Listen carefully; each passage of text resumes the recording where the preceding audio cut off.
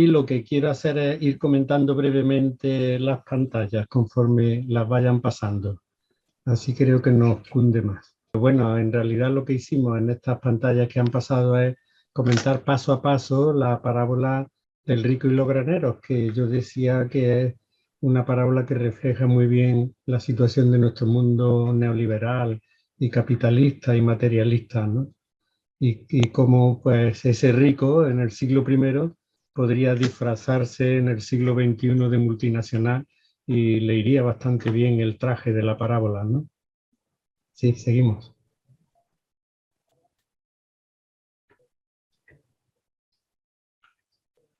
Al rico se le truncó todas sus ideas y sus planes de futuro porque, según la parábola, Dios le pidió aquel día cuenta y le reclamó la vida, ¿no?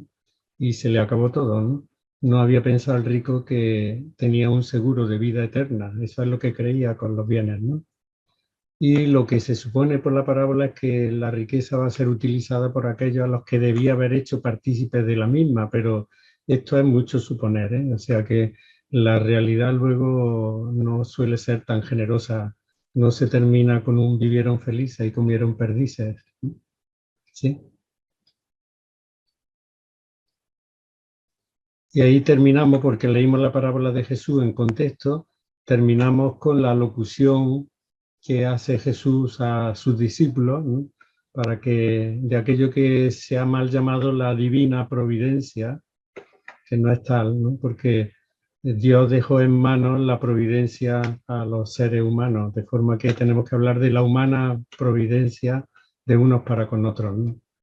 Por la divina providencia no vamos a casi ningún sitio. Imaginaros lo terrible que sería pensar en un Dios que permite un volcán como el que ha permitido en, en La Palma, en la isla de La Palma, ¿no? Y todo ese dolor y esa muerte, ¿no? No, ese Dios así no funciona, ¿no? Ya tal vez algún día deberíamos hablar de Dios, ¿no? Para ver qué es eso que llamamos Dios o ese a quien llamamos Dios, ¿no? Bien, seguimos. Estas pantallas vienen a decir lo que acabo de decir, ¿no? De la humana providencia, ¿no?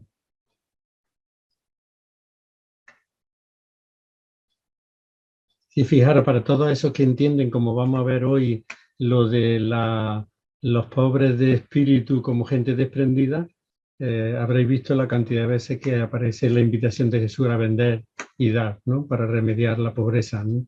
No, Jesús no es partidario de esa pobreza de espíritu de la que hoy vamos a hablar, sino que es partidario de la pobreza real, ¿no? Porque hay que hacer posible que los bienes que son de todos sirvan para que todos se sienten en la mesa de la vida, ¿no? La siguiente.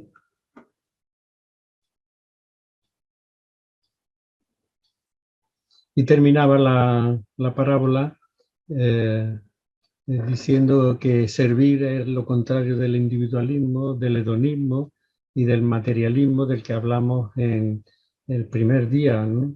Cuando hicimos aquel repaso a la situación de nuestro mundo dentro de la situación creada en nuestro mundo a partir del COVID o en el COVID, porque ahora estamos otra vez con otra ola que no sabemos dónde puede llevarnos. ¿Sí? Siguiente.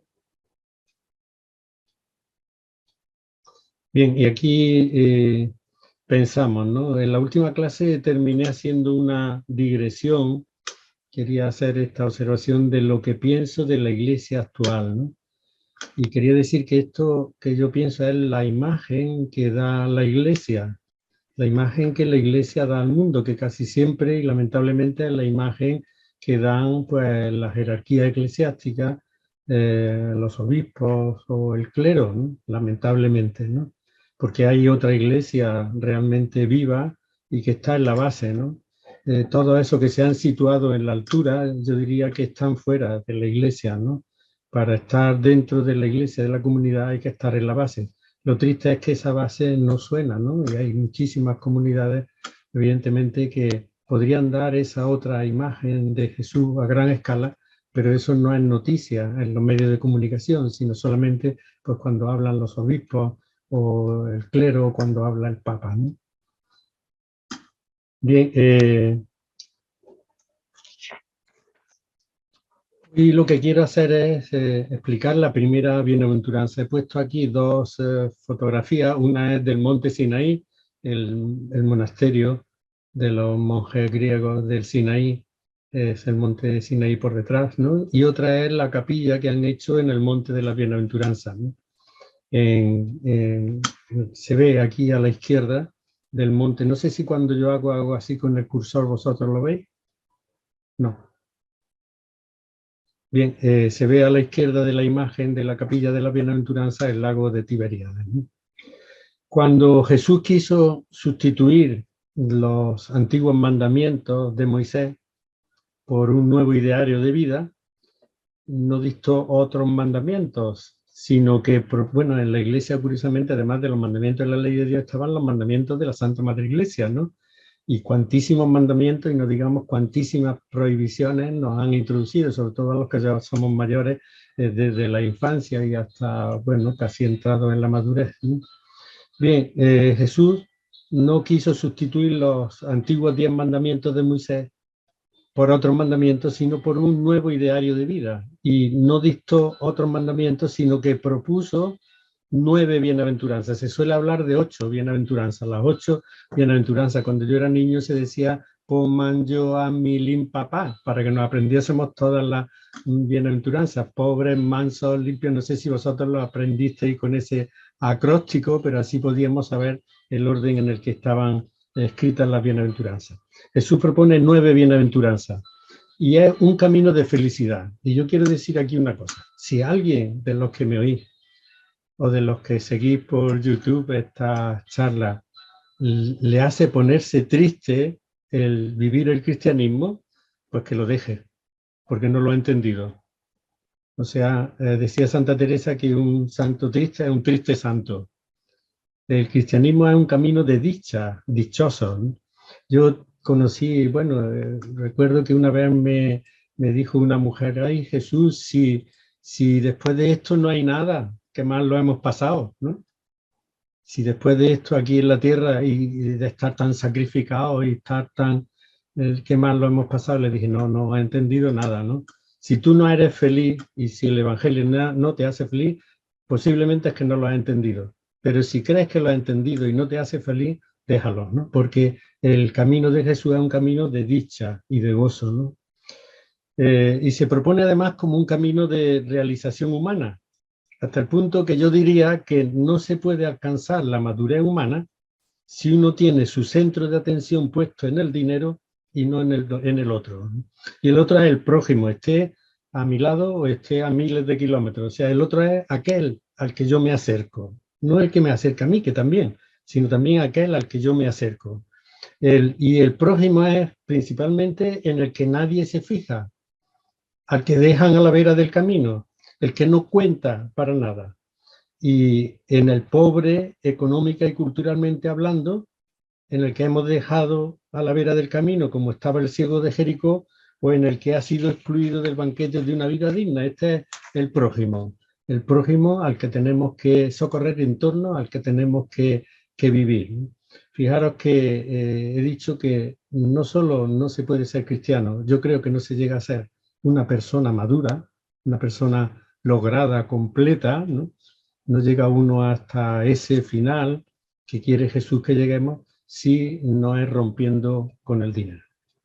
Me voy a detener hoy en explicar la primera y la octava y novena bienaventuranza, pero antes voy a leer el texto completo como hicimos el otro día, porque es interesante cuando leáis un texto en los domingos se nos da un párrafo del Evangelio, pero a veces es interesante para comprenderlo lo que venía antes y lo que venía después, porque ese párrafo está inserto dentro de un relato más amplio.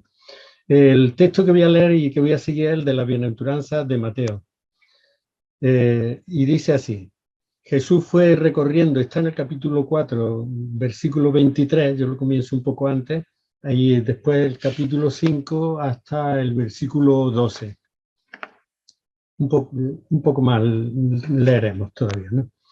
Jesús fue recorriendo Galilea entera enseñando en las sinagogas de ellos, proclamando la buena noticia del reino y curando todo achaque y enfermedad del pueblo. Se hablaba de él en toda Siria. Le traían enfermos con toda clase de enfermedades y dolores, endemoniados, epilépticos y paralíticos, y él los curaba. Al ver Jesús las multitudes, subió al monte. Bueno, esto de las multitudes no lo imagináis como en las películas de Jesucristo Superstar, ¿no?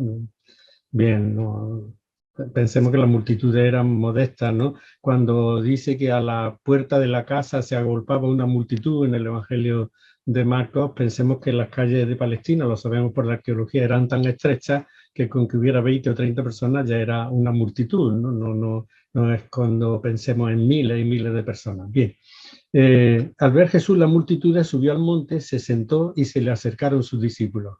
Él tomó la palabra y se puso a enseñarles así. Dichosos de estas bienaventuranzas, si no tenéis la versión que yo voy a leer de Juan Mateo, os sonarán un poco extrañas. Dichosos los que eligen ser pobres, porque sobre eso reina Dios. Dichosos los que sufren, porque esos van a recibir consuelo. Dichosos los sometidos, porque esos van a heredar la tierra. Dichosos los que tienen hambre y sed de esa justicia, porque esos van a ser saciados.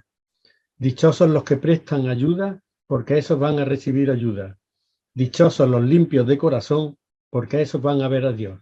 Dichosos los que trabajan por la paz, porque a esos los va a llamar Dios hijos suyos. Dichosos los que viven perseguidos por su fidelidad, porque sobre eso reina Dios. Dichosos vosotros cuando os insulten, os persigan y os calumnien de cualquier modo por causa mía.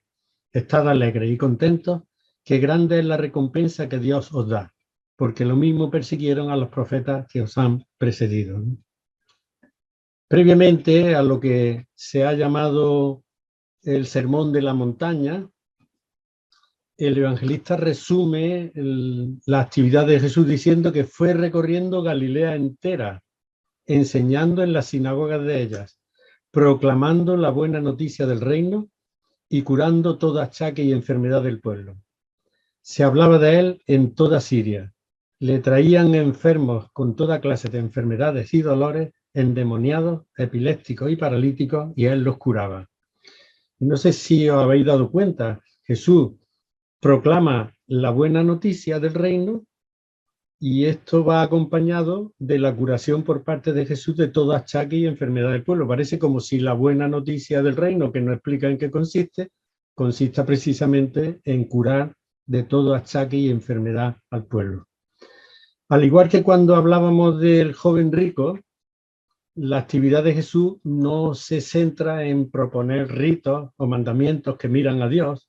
Esto hago hincapié en esto porque a lo largo de la historia de la Iglesia se ha hecho muchísimo hincapié en lo que mira a Dios, en el culto, en el templo, en lo que está lejos muchas veces de la vida y muy poco a la vida de cada día. Bien, la actividad de Jesús no se centra en proponer ritos o mandamientos que miran a Dios, sino en remediar el mal del prójimo. En este caso, Jesús aparece como un sanador, como un curador, como un médico que cura a los enfermos. Aparece Jesús además siempre centrado en los que la sociedad ha dejado en los márgenes, a la vera del camino, en el otro lado de la vida. Había un libro por ahí que es antiguo, pero de los años 80 o 90, que se llamaba Jesús en malas compañías. Y es verdad, yo recuerdo que de niño a mí me decía mi madre, niño, tú no te juntes con ese. No, Jesús nos dice juntaros con tener malas compañías, porque esa gente que llamamos mala compañía no suele tener por regla general compañía alguna. Y cuando dice Jesús que iba curando todo achaque y enfermedad del pueblo, Jesús no excluye a nadie, fuese cual fuese su ideología o su procedencia social. Y curaba, fijaros, todas las enfermedades, toda clase de enfermedades y dolores del cuerpo.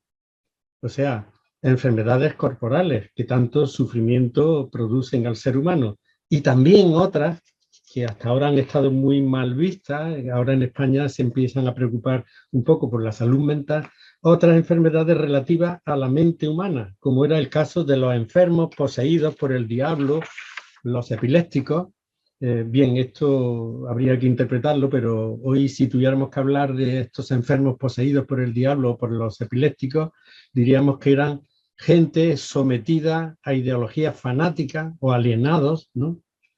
Todo ese grupo de gente de nuestro mundo que dejan de ser ellos mismos y terminan imbuidos de una ideología que los aliena, ¿no? Y de esto hay muchísimos endemoniados en nuestro mundo. Hay mucha gente que se deja llevar por el primer WhatsApp que le llega, sin aplicar, digamos, un criterio, sin ponerse a pensar si eso que le ha llegado, de dónde viene, qué quieren decir y qué pretenden con eso, ¿no? Hay mucha gente alienada, muchos endemoniados, muchos epilépticos, ¿no? Y también Jesús curaba a todos aquellos que tenían, hoy se dice, movilidad reducida, como los paralíticos. Los paralíticos que estando vivos viven postrados, casi muertos. El paralítico vive postrado cuando el que está sano vive de pie, erguido, ¿no? El programa de Jesús, por tanto, es inclusivo, lejos de los fanatismos que alinean y excluyen a los que no son como nosotros. Y yo pienso que si la actividad de los cristianos se centrase principalmente y casi exclusivamente en remediar el mal del mundo, entonces el Evangelio se percibiría como una buena noticia que llena de esperanza y vida a los que se le anuncian. Pero fijaros que el Evangelio hoy día no es percibido como buena noticia. Yo tengo que decir que cuando me han preguntado, porque bueno, con la novedad de estar dando un curso, a veces, dependiendo de quién me lo preguntaban, me daba un poco de fatiga decir que iba a hablar de Jesús y el dinero.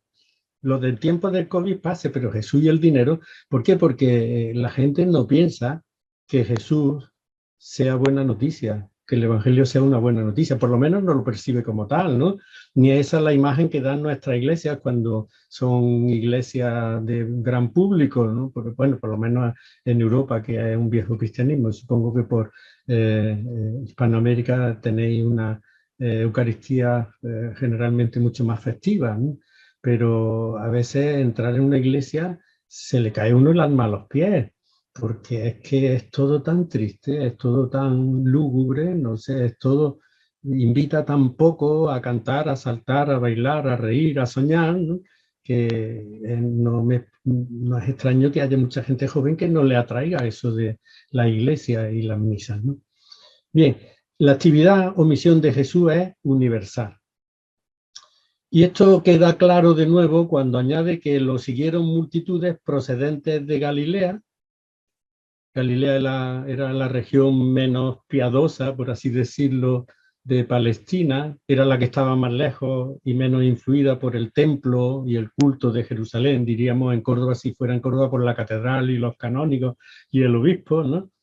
Venía gente de la Decápolis. La gente de la Decápolis eran 10 ciudades que eran grecorromanas en las que se practicaba el culto a los dioses paganos, ¿no? Jesús nunca, no sabemos por qué, nunca entró en una de estas ciudades que estaban alrededor del lago, tanto principalmente al lado este del lago, ¿no?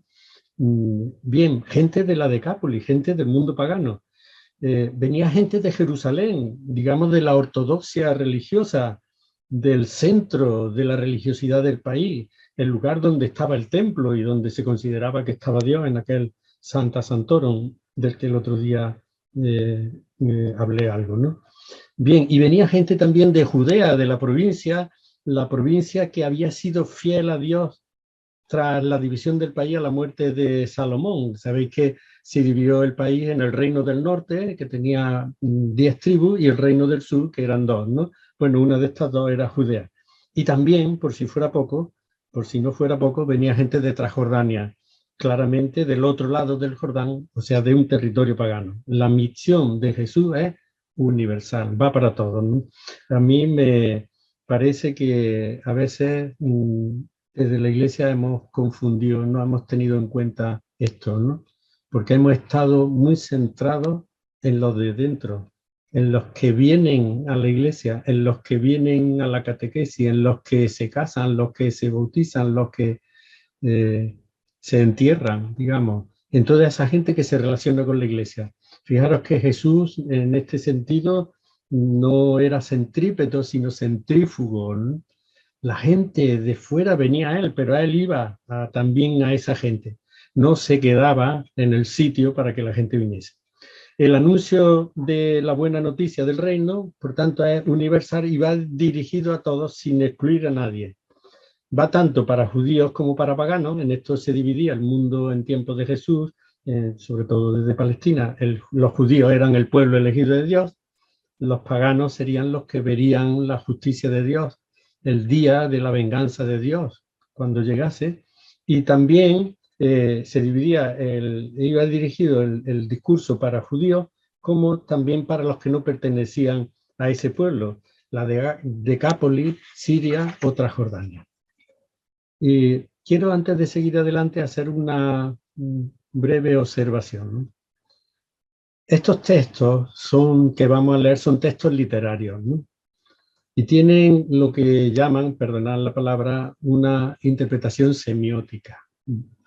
Nosotros solemos leerlos como historia, y cuando decimos que Jesús subió al monte, se sentó y se le acercaron los discípulos, pues estamos diciendo que Jesús subió al monte, que se sentó allí en una piedra o en un sitio un poco más elevado y se le acercaron sus discípulos. Sin embargo, no. Todas estas palabras de este texto están llenos de resonancia, ¿no? De forma que los evangelistas, cuando escriben estos textos del Nuevo Testamento, tienen un trasfondo cultural y literario de imágenes, de símbolos, de conceptos tomados del Antiguo Testamento que ellos reutilizan. Por eso hoy os puede llamar la atención, tal vez, de que sea demasiado rebuscado esta interpretación tan minuciosa que voy a hacer palabra por palabra de la primera y de la novena bienaventuranza y de lo que les preceden. Por eso voy a ir por partes. Primero, Jesús subió al monte. Es curioso ver que el evangelista no dice a qué monte concreto subió. El monte o los montes en tiempos de Jesús, y no solo en el judaísmo, sino también en el mundo greco-romano, eran el lugar de la habitación de los dioses y representaban la esfera divina. Pensemos, yo que tantos años he sido profesor de griego, de lengua y literatura griega, pensemos en el Olimpo griego. Olimpo significa luminoso, ¿no? Porque la luz se asimila a Dios, ¿no? Zeus tenía como arma el rayo, que es lo que fulmina, lo que ilumina y lo que también funde o hunde, ¿no? Bien, en el Olimpo griego, en el monte luminoso, tenían su hogar los dioses olímpicos, los principales dioses del panteón griego, que estaban presididos por Zeus, ¿no?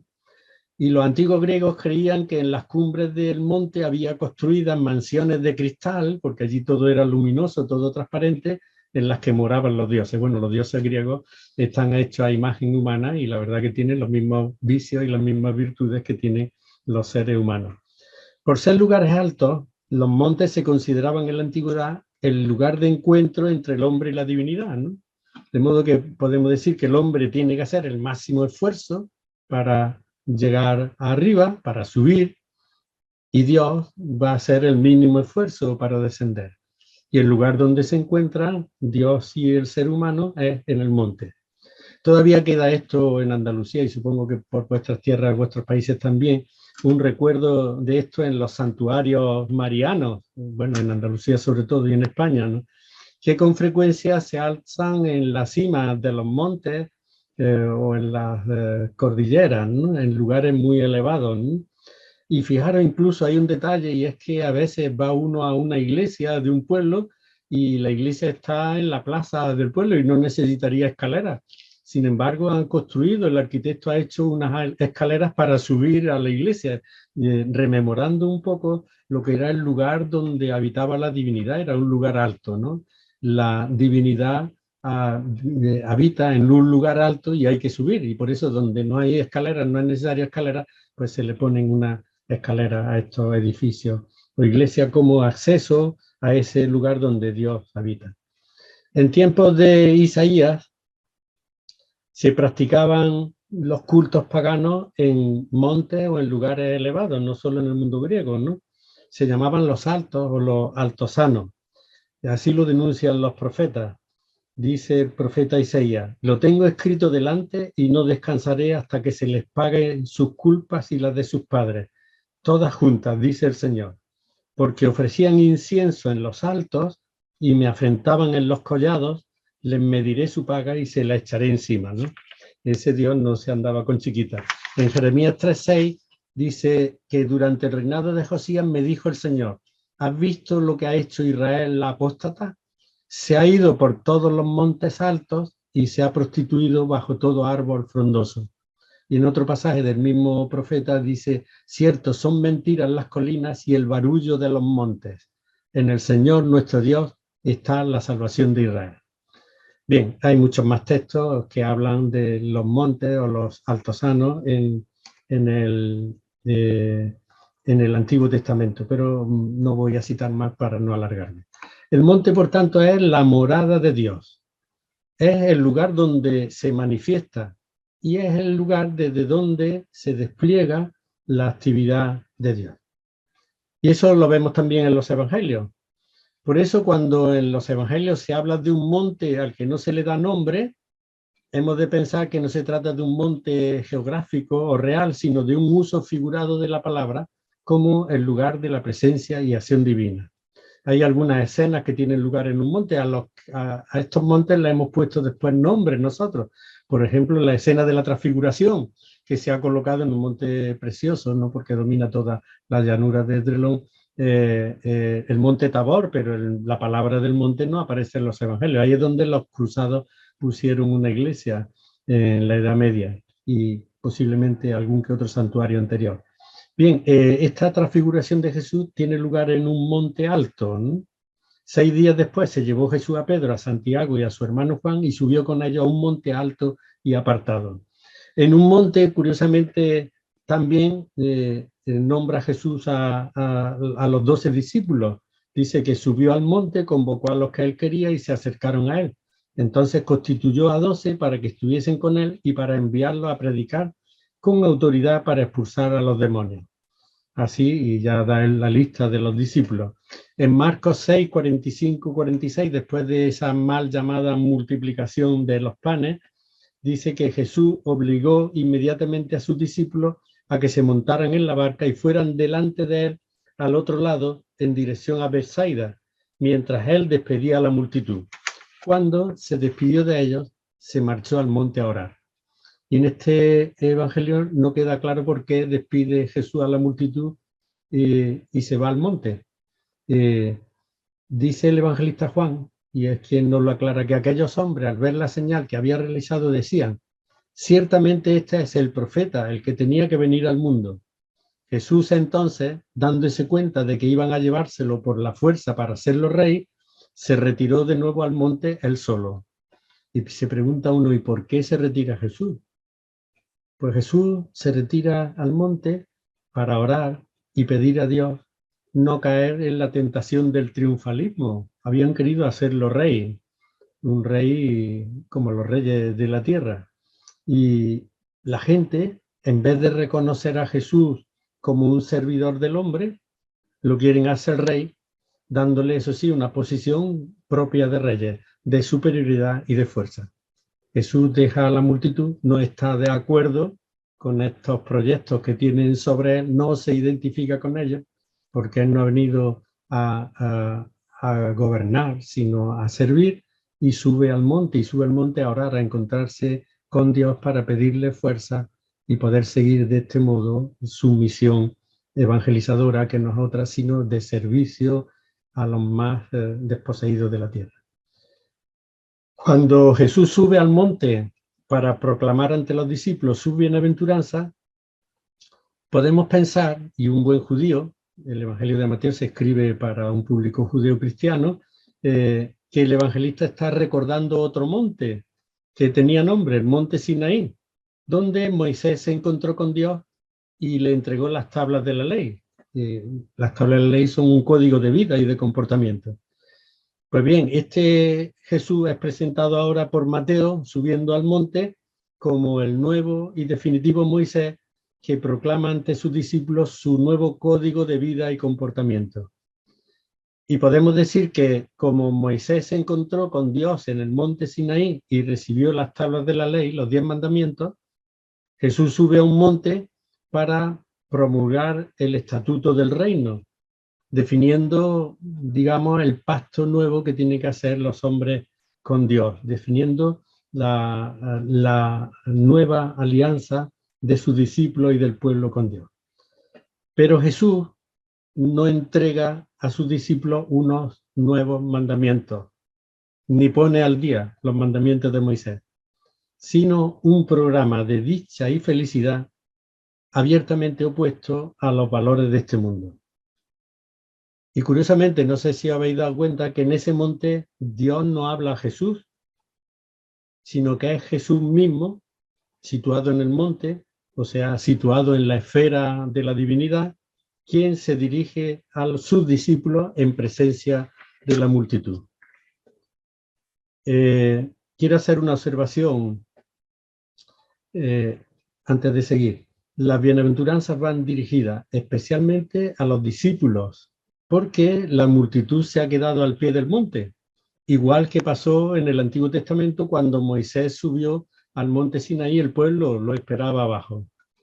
Sin embargo, las bienaventuranzas son invitaciones abiertas no solo para los discípulos, sino también para todos los seres humanos. O sea que las tablas que Dios dio a Moisés en el monte Sinaí eran para todo el pueblo que estaba al pie de la montaña. De modo que la multitud, que según el evangelista Mateo se ha quedado al pie del monte, se puede considerar también invitada a aceptar ese programa de Jesús. Pero, a diferencia de la antigua alianza, esta nueva alianza no está como aquella destinada a un pueblo que se consideraba el pueblo elegido por Dios. Los demás pueblos para los judíos eran pueblos rechazados por Dios, sino que está destinada esta nueva alianza a la humanidad entera. El nuevo Israel a partir de Jesús comprende todos los pueblos. Esto lo hará principalmente después Pablo, ¿no? Pablo correrá, pues, recorrerá de misionero anunciando el Evangelio de Jesús muerto y resucitado. Pablo, curiosamente, se interesó muy poco por la vida pública de Jesús, ¿no? Esto es una cosa que llama la atención. Le interesa a Jesús muerto y resucitado y sentado a la derecha de Dios, ¿no? Pues Pablo recorrería, pues, todo lo que antes, lo que es Siria, Turquía y Grecia y Roma, anunciando ese evangelio, anunciando el evangelio al mundo pagano, especializado, digamos, en paganos, ¿no? Bien, a continuación dice el evangelista, y sigo un poco con detención explicando el texto. Jesús se sentó. Y tampoco lo de sentarse debemos entenderlo al pie de la letra, ¿no? Bueno, me podréis decir, bueno, ¿y el evangelista pensó todo lo que yo estoy diciendo ahora? Pues seguramente no, posiblemente no, pero lo dijo. Quiero decir, las palabras se quedaron escritas y nosotros las leemos desde nuestro contexto y desde nuestro conocimiento que tenemos de ese mundo antiguo. Y cuando dice que Jesús se sentó, tenemos que pensar cuándo aparece Jesús sentado en los evangelios. ¿Veis? Esto es como un análisis del texto por resonancia. Se sentó, ¿dónde aparecen los evangelios que Jesús se sentó? Para iluminar este texto, para ver si se trata simplemente de sentarse como el que se sienta en una piedra, como un relato histórico o algo más. Bien, hay otros pasajes de los evangelios en los que dice que Jesús se sentó o que estaba sentado. Os aseguro, dice en Mateo 19:28, que cuando llegue el mundo nuevo y el hombre se siente en su trono de gloria, el Hijo del Hombre, también vosotros, los que me habéis seguido, os sentaréis en 12 tronos para juzgar a las 12 tribus de Israel. Y en el capítulo 25, versículo 31, dice, cuando el hombre llegue en su gloria, acompañado de todos sus ángeles, se sentará en su trono real. Y en el capítulo 26, el versículo 64, dice, desde ahora vais a ver al hombre sentado a la derecha del poder de Dios y llegar sobre las nubes del cielo. Bien, este Jesús que se sienta en el monte, se sienta ahora con autoridad para proclamar la nueva alianza entre Dios y los hombres. De modo que Dios no habla en el monte, o mejor dicho, Dios habla por él. Perdón. Por eso no es necesario que se aparezca Dios como hizo con Moisés en el Sinaí, donde Moisés era un mediador entre Dios y los hombres. Al decir, por tanto, que subió al monte y se sentó, podemos decir que Jesús se sitúa en la esfera de la divinidad como el lugar o la morada estable, porque Jesús está con Dios y Dios está en Jesús. O sea, quien ve a Jesús está viendo a Dios. Y Dios, el otro día lo dije, pues dejó de estar en el cielo cuando en el bautismo se rasgó el cielo y bajó a él como una paloma. Y continúa el relato de Mateo. Y se le acercaron los discípulos. El verbo acercarse aparece 53 veces en el Evangelio de Mateo, de las que 10 se refiere a los discípulos.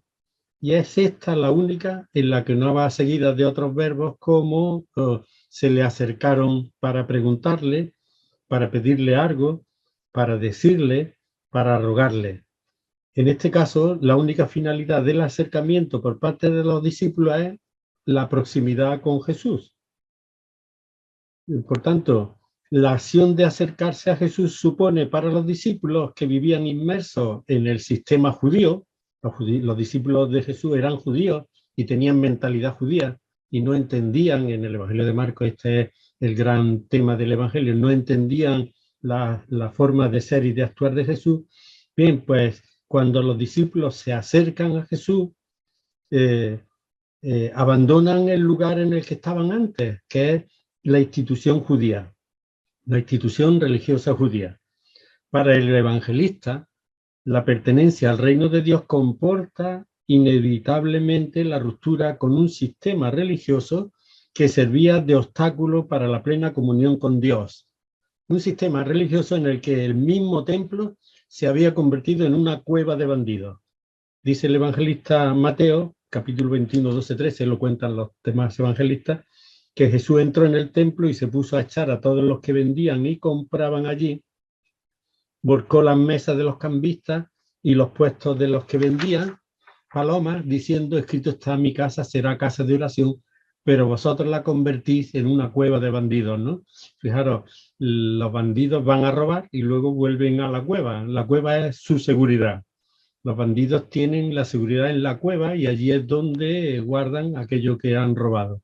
Pues esto es lo que consideraban en tiempos de Jesús, lo que era, se había convertido lamentablemente el templo, una cueva de bandidos, ¿no? Y lo mismo afirman los evangelistas Marcos y Lucas, pero el evangelista Juan añade un detalle más, dice, no una cueva de bandidos, sino una casa de negocios, porque allí en aquel templo se había logrado casar Dios y el dinero.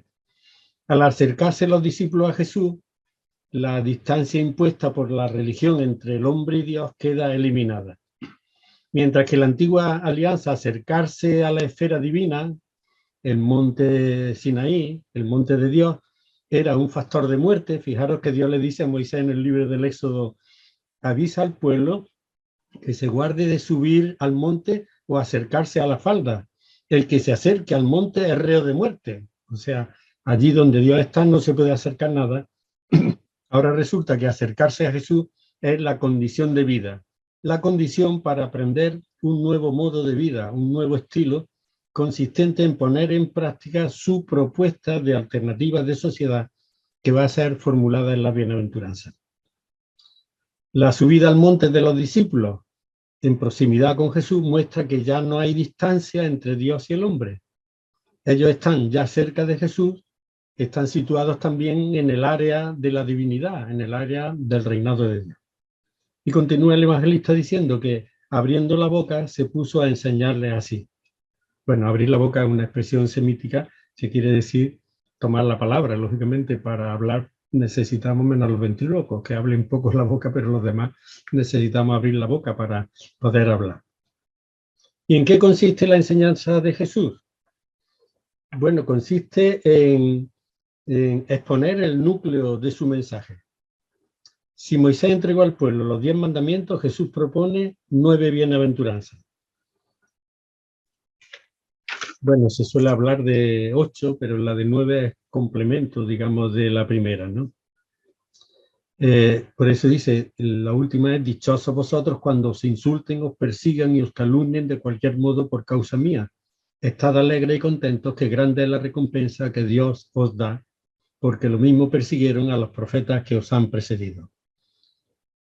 La sociedad, el mundo, que no comparte estos valores del Evangelio, se volverá sin duda contra quienes practiquen esas bienaventuranzas, pues se sentirá atacado en su raíz.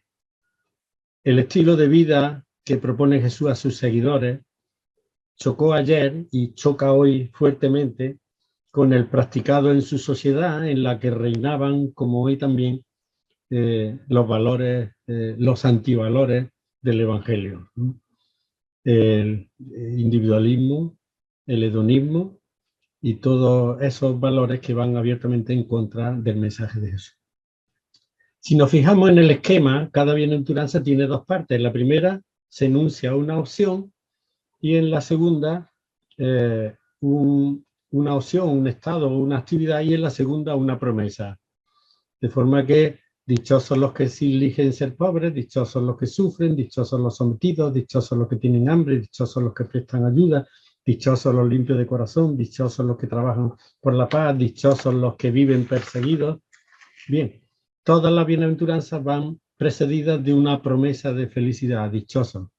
Pero en la primera y en la octava, la promesa se refiere al presente, porque dice, porque sobre eso reina Dios. Mal traducida, ahora veremos esta bienaventuranza, porque dicen, porque de ellos es el reino de los cielos, ¿no? De forma que, traduciendo así, mandamos la felicidad al otro mundo o más allá, ¿no? En las 6 restantes, sin embargo, las promesas miran al futuro, porque van a recibir consuelo, porque van a ser saciados, porque van a recibir ayuda, porque van a ver a Dios, porque a esos Dios los va a llamar hijos suyos. El problema, incluso hasta con la traducción, es que hemos leído con frecuencia el Evangelio como una oposición entre el más acá y el más allá. Y hemos dejado para el más allá lo que corresponde en principio al más acá.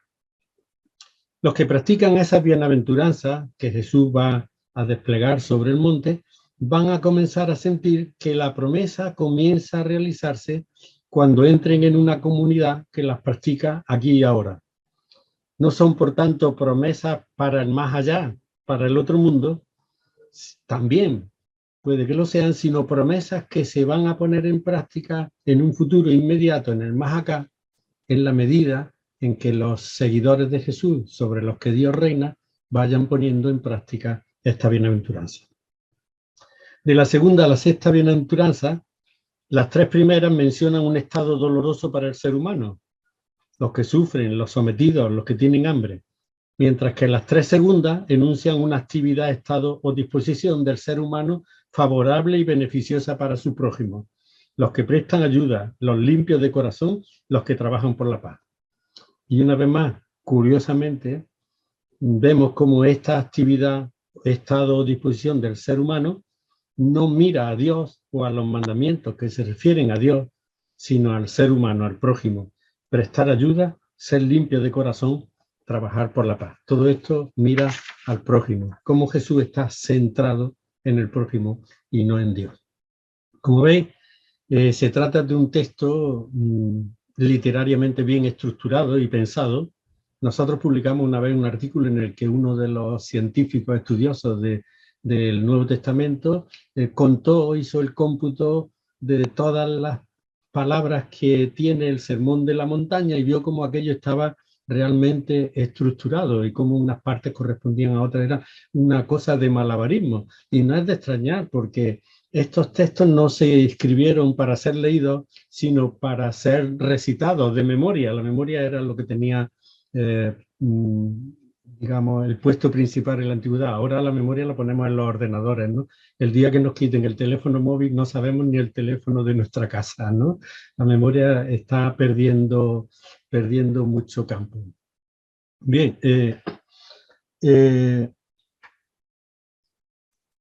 decía que Jesús, estos textos están tan bien estructurados que posiblemente Jesús no lo pronunció nunca así.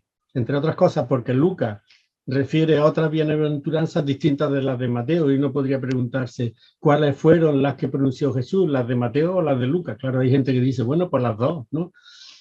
Porque Mateo además coloca la bienaventuranza en un monte y Lucas lo coloca en un llano, y dicen los que creen que no puede haber ningún tipo de contradicción, y dicen, bueno, si es que era una especie de cordillera, un monte en el que había una llanura, ¿no? Y allí pronunció las bienaventuranzas. No, cada evangelista coloca este discurso de Jesús, que no es un discurso de Jesús, sino lo que es el resumen del núcleo de la enseñanza de Jesús, allí donde le viene mejor para su destinatario. ¿Cuál de las dos bienaventuranzas pronunció Jesús entonces? Pues yo creo que ninguna de las dos, ¿no? Esto no es un texto pronunciado por Jesús, sino una síntesis de su mensaje hecha por la comunidad de Mateo o de Lucas, resumiendo el núcleo de su propuesta a lo largo de su vida pública. Bien, antes de seguir adelante, voy a leer las bienaventuranzas de Lucas, que aparecen en el capítulo 6, 17 a 26, que, como he dicho, Lucas la sitúa en un llano. Después de elegir a los 12, dice Lucas, que bajó con ellos y se detuvo en un llano, fijaros, bajó con ellos en lugar de subir, se detuvo en un llano con gran número de discípulos. O sea, elige a los discípulos en un lugar alto, pero baja y se detiene en un llano. Una gran muchedumbre del pueblo procedente de todo el país judío, incluida Jerusalén, y de la costa de Tiro y Sidón, que habían ido a oírlo y a quedar sanos de sus enfermedades, y también los atormentados por los espíritus inmundos, se curaban. Y toda la multitud trataba de tocarlo porque salía de él una fuerza que los sanaba a todos, ¿no? Este preámbulo de la bienaventuranza es muy parecido al de Mateo. Entonces dice, Jesús, dirigiendo la mirada a sus discípulos, dijo, dichosos vosotros los pobres, porque tenéis a Dios por rey. Dichosos los que ahora pasáis hambre, porque os van a saciar. Dichosos los que ahora lloráis, porque vais a reír. Dichosos vosotros cuando os odien los hombres, os excluyan, os insulten y proscriban vuestro nombre como malo por causa del Hijo del Hombre. Alegraos ese día y saltad de gozo, que grande es la recompensa que Dios os da. Pues lo mismo hacían sus padres con los profetas. Pero ay de vosotros los ricos, porque ya habéis recibido vuestro consuelo. Ay de vosotros los que estáis repletos ahora, porque vais a pasar hambre. Ay de los que ahora reís, porque vais a lamentaros y a llorar. Ay si los hombres hablan bien de vosotros, pues lo mismo hacían sus padres con los falsos profetas, ¿no? Lucas es mucho más duro todavía con los ricos que Mateo, ¿no? De forma que a estas tres bienaventuranzas ha dedicado especialmente tres malaventuranzas dirigidas a los ricos, ¿no? El horizonte, el evangelista propone dos horizontes, uno de felicidad para los pobres, y qué curioso, Lucas nos dice pobres de espíritu, porque, ¿por qué? Nos podemos preguntar. Bueno, porque la bienaventuranza va dirigida a los discípulos, dice vosotros, ¿no? A vosotros. Vosotros que ya lo habéis dejado todo para seguirlo, por tanto ya han entendido perfectamente lo que tienen que hacer, dejarlo todo y seguirlo. No tiene como Mateo que decir los pobres de espíritu, que es lo que nosotros vamos a tratar de explicar. Algunos dicen, claro, que si Lucas hablaba solo de pobres y Mateo hablaba de pobres de espíritu, que en realidad se trataba en todo caso posiblemente de pobres de espíritu, ¿no? De los mismos tipos de pobres. No, no. Mire, en el primer caso, las bienaventuranzas van dirigidas a los discípulos que ya se han hecho pobres porque lo han dejado todo y no tiene que añadir de espíritu. En el caso de Mateo, tiene que añadir de espíritu para explicar de qué clase de pobreza se trata. Bien, volvemos a Mateo. Y voy a comenzar ya la primera bienaventuranza. Como siga así, seguramente me vaya a tener que dar otro día de clase. En lugar de 5 clases van a ser 6, ¿no? Bien, dichosos los que eligen ser pobres porque sobre eso reina Dios, ¿no? Esta es la traducción que yo voy a seguir, ¿no? Como veréis, yo no he inventado esto, he seguido muy de cerca el comentario del Evangelio de Mateo de Juan Mateo, publicado en Ediciones Cristiandad, las notas al Nuevo Testamento también de Juan Mateo, publicado en Cristiandad, Hay otros libros también que os pueden ayudar mucho, El horizonte humano o Evangelio, figuras y símbolos, o uno especialmente sobre la bienaventuranza, que es la nueva lectura de las bienaventuranzas, que sabéis que ahora la editorial Herder está publicando muchos de los libros que habíamos publicado antes en ediciones El Almendro de Córdoba, ¿no? Y entre ellos está este de las bienaventuranzas, que es de un discípulo también de Juan Mateo, pero italiano, Alberto Maggi, que hace un estudio todavía mucho más minucioso y detallado que el que hace Juan Mateo en su comentario. Bien, por tanto, no quiero adjudicarme glorias que no me pertenecen, ¿no? Nunca publicaría yo el texto de estas conferencias como un artículo mío, porque este artículo es de muchos. Y de hecho, en muchos casos, pues copio, corto y pego, que se dice ahora, para ir reuniendo las ideas que quiero exponer. Bien, pero antes de empezar a explicar la primera bienaventuranza, quiero decir cómo esta bienaventuranza de los pobres de espíritu ha sido un verdadero quebradero de cabeza para los traductores. Yo me he tomado la molestia de ver cómo han traducido esta bienaventuranza y lo tenéis en la pantalla. Dicen, dichosos los pobres de espíritu, porque de ellos es el reino de los cielos, Nácar Colunga. Dichosos los que tienen espíritu de pobres, Colunga Iglesias, Cantera Iglesia. Dichosos los pobres de corazón, Biblia del Peregrino. Este se asemeja, esta de Alonso Cheque, se asemeja bastante a nuestra traducción. Dichosos los pobres en espíritu, Serafín Ausejo, Reina Valera, Biblia Latinoamericana Hoy. Dichosos los pobres en el espíritu, con artículos, la Biblia de la Casa de la Biblia y de la Conferencia Episcopal Española. Bien, como vemos, la traducción de estas bienaventuranzas no es uniforme. Yo he hecho un sondeo entre unas pocas, ¿no? Pero a lo mejor no soy demasiado exhaustivo, pero creo que todas van por ahí más o menos. Lo curioso es que no se ponen de acuerdo los traductores en qué es lo que quiso decir Jesús con esta primera bienaventuranza. Y pienso yo que ante la exigencia clara en los evangelios de Jesús de romper con la riqueza, los traductores han tratado consciente o inconscientemente de mitigar el impacto de su enseñanza. Y esto es curioso, ¿no? Ya lo vimos que también se hablaba de la aguja por la que entraría el camello, que el ojo de la aguja, y decían que era la aguja de un edificio, cuando el camello se trata del orificio menor, el ojo de una aguja, por donde un camello es imposible que entre. Ahora, si ponemos ya un arco, la aguja de un arco, entonces sí entran todos. Bueno, esto en realidad se ha conseguido en la iglesia porque han entrado ricos y pobres y los ricos siguen siendo ricos y los pobres pues no salen mejor favorecidos, ¿no? Bien, de esta primera parte de la bienaventuranza, como vemos, se han dado diversas interpretaciones. Esta expresión de pobres de espíritu no aparece en el Antiguo Testamento, solamente en Mateo. Y hay tres posibles interpretaciones. Puede referirse a una deficiencia del individuo, pobre de espíritu, a una actitud espiritual, pobres en espíritu o pobres en el espíritu. Fíjate qué bonito es el lago de Tiberíades cuando atardece, ¿no? Y después puede ser una elección existencial, pobres por el espíritu. Si queremos agruparlas, todas estas traducciones que yo he dado, podríamos hacer dos grupos, cuya interpretación yo no comparto, y un tercero que es la que quiero proponer. El primer grupo, los pobres de espíritu. Para los que defienden esta traducción, los menos por cierto, la pobreza se refiere a una carencia del individuo y se identifica con una insuficiencia de espíritu en el sentido de alguien que es poco inteligente, que no tiene mucha cultura o personalidad. Es como alguien que, una persona modesta, de inteligencia disminuida, con pocas cualidades. Difícilmente pudo Jesús decir esto y alabar precisamente a estas personas que hoy llamaríamos apocadas, tímidas, o excesivamente humildes, de carácter cohibido o corto, ¿no?